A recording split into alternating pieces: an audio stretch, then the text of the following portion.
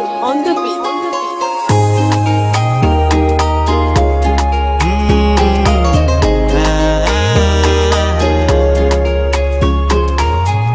Soluna tera kijaly kombola amboniny tany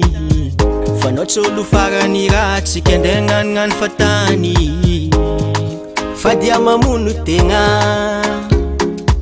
fonao aza mitomagna minolo tsy tia kwa tsy tiavin'olo tiagna ka zay asagna lô fô zigny tsy avanao ataova tsara fiaignanao ataova za mapetipety anao hoana sakafo tianao na tsy tian'olo ka za mamono tegna baka za magnanany fatany mbola hoafonjaranao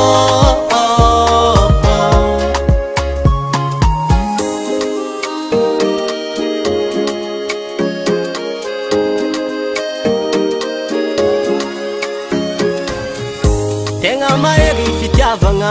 tsy fagnamezagna tsignolo anao kô takane mapity famatsa ka fagnagnano raha fatany raha tsy tokony atao vitanao io kwa tsy tiavin'olo tiagna ka zay asagna lô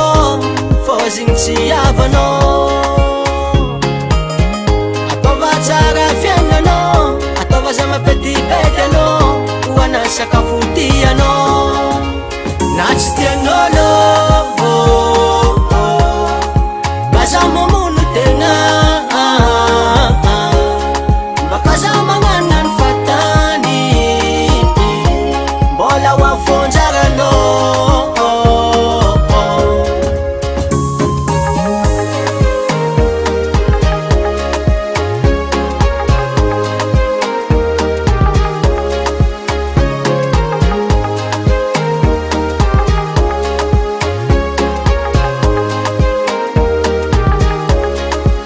na tsy tian'olo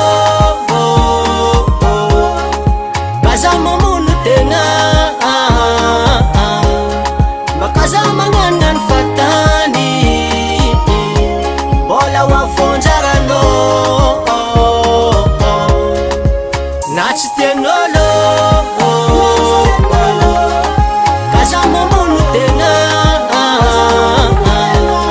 baka za magnanany fatany mbola hoafonjaranao na tsy tian'olo baza mamono tegna